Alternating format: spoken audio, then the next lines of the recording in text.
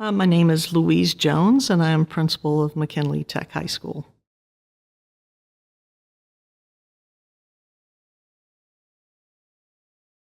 This is my sixth year in DCPS, but my fifth year with McKinley Tech High School. And I was chosen to lead a STEM school because I have a STEM background, and I had experience with the National Academy Foundation academies, and that was the direction we wanted to go in.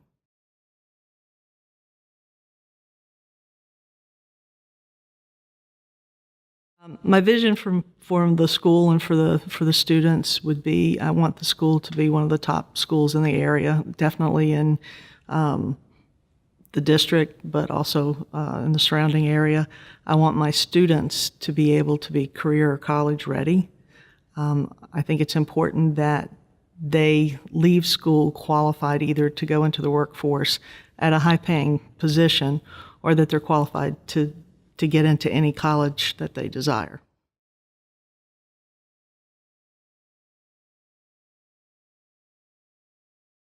My students are not all proficient in math and reading.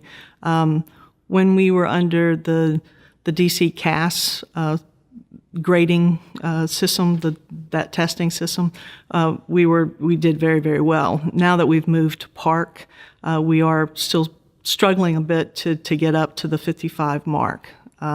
So we are learning the test, we are learning the expectations, and we're changing how we approach the material, trying to make it as rigorous as possible, have the students be able to do a lot of critical thinking, improve their writing skills, so that we can get there.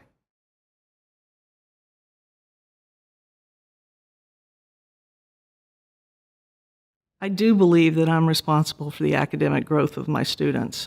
As principal of the school, I help set the goals, I help determine resources, I hire teachers, so I think a good portion of the responsibility does fall to me. You know, it's a group effort, it's a school family that we have to all take ownership, but as the leader of the school, I do bear a responsibility there.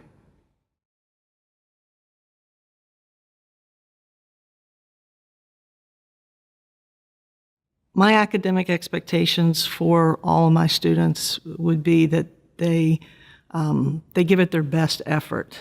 They come to school every day, they come prepared, and they engage and participate in the lessons.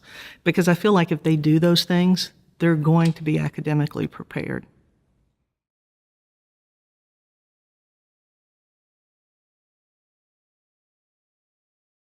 I believe it's hard work. I believe hard work is the cornerstone to any type of achievement.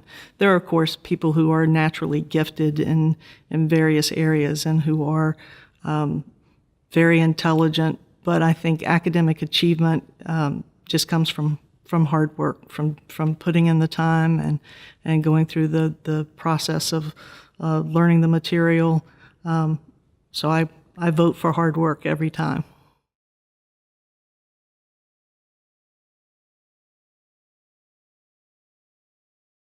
We keep track of how our students are doing academically by reviewing various sources of data. It could be something as simple as just classroom data, but it can also be formative assessments. It could be previous summative assessments from the previous year. We have different tests from iReady to ANET, et cetera. We're trying to track various students, and especially our bubble students, the students who are on the cusp of moving from one level to the next. So we depend on teachers providing us data, but we also get data from at the school level, but the district also provides us data. And it just takes time to look at everything, to analyze it and make decisions about where that data is showing us that we should go.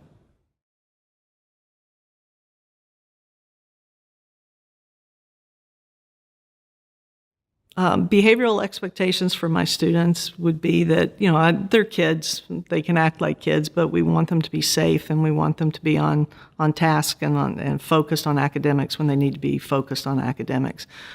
We enjoy an excellent reputation as a safe school and would like for that to continue. We make sure that our students are behaviorally appropriate by having some basic rules of behavior and expectations, and we go over those in assemblies. Students get a handbook. We reinforce those with the weekly email messages to parents, maybe even robocalls, and just trying to be as consistent as possible so that when you ask a student, they all know what the cell phone policy is. They all know what the uniform policy is. They all know what being academically honest means. So hopefully it's just communicating our expectations in an effective way.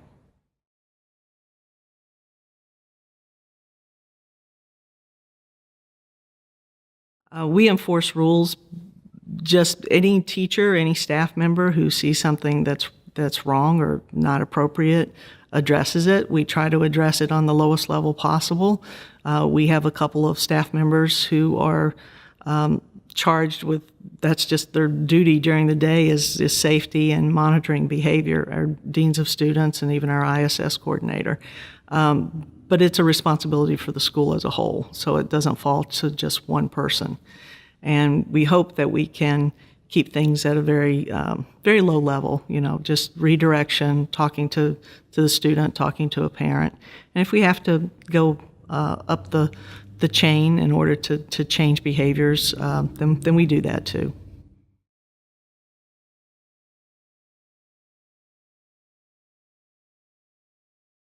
Rewarding behavior is a little challenging because we don't have a lot of money in the budget that allows us to do that. But we try to do things like have a special assembly, have an activity in the gym, have a pep rally, have dress down days, spirit weeks, those kinds of things.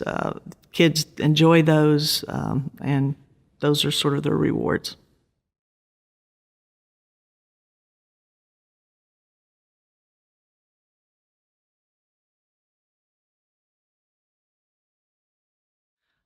Professional development is decided administratively with input from the faculty. So one of the things that we do is we ask them what they feel they need, and we also look at what we think they need based upon our observations of the classroom or looking at classroom data. We also want to be aligned to the chancellor's goals. And so we try to take all of that into consideration and come up with our professional development plan for the year. And this year we have offered professional development on a couple of different things. One is restorative justice, because that is one of the goals from the chancellor. Looking at social emotional needs, we did make it part of our comprehensive school plan, and we have provided professional development for the whole campus for that. Other types of professional development include kind of nitty-gritty things, like we received new Spark boards, which is a type of whiteboard or smart board. But because it's a new brand and a new technology, we have to offer professional development on how to utilize that as an instructional tool. So on one hand, we're doing things that are directed toward the social emotional needs of students. On the other hand, we're providing professional development connected to instructional technology.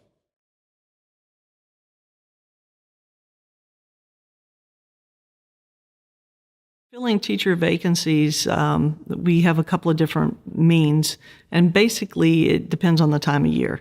If we have lots of time, then we will pour through the resumes that are provided through central office, and we'll invite the person in to do interviews with the administration and with the personnel committee, and we'll also ask them to do demo lessons if we're in session and we have students. If it's at a time where we don't have students, we don't have the opportunity for a demo lesson, and they haven't provided a video lesson, then we just go with interviews and, of course, we also look at references.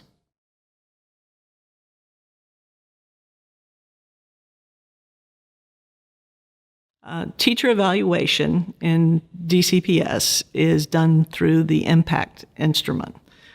So our administrative team is trained on that instrument, and we do observations where we calibrate to make sure that we are being consistent. And that's the primary way that we evaluate teachers. In doing that, we also look at how the teachers are doing with their test scores.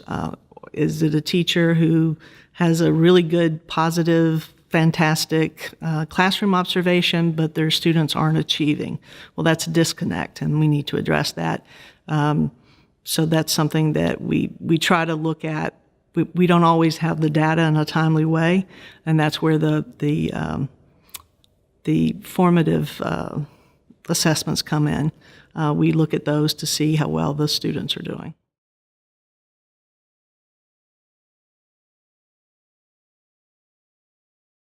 Parent engagement is very difficult sometimes at the high school level, and we try to attack that in several different ways.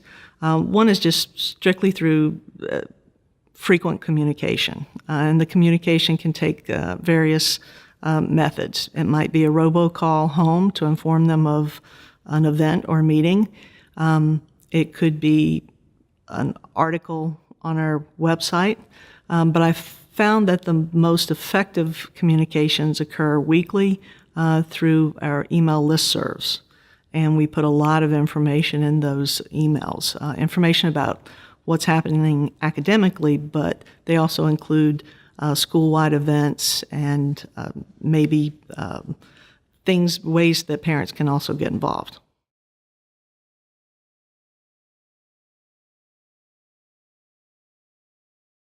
I regret to say that I'm not as available to talk to parents as I would like to be, but I always make time. I might not be able to take a drop-in visit, but I definitely will make an appointment.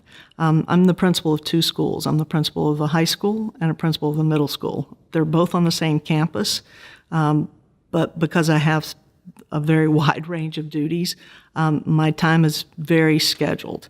And I have always, though, made time for parents. So if parents will take the opportunity to email me or call me and make an appointment, I will spend as much time with them as they need.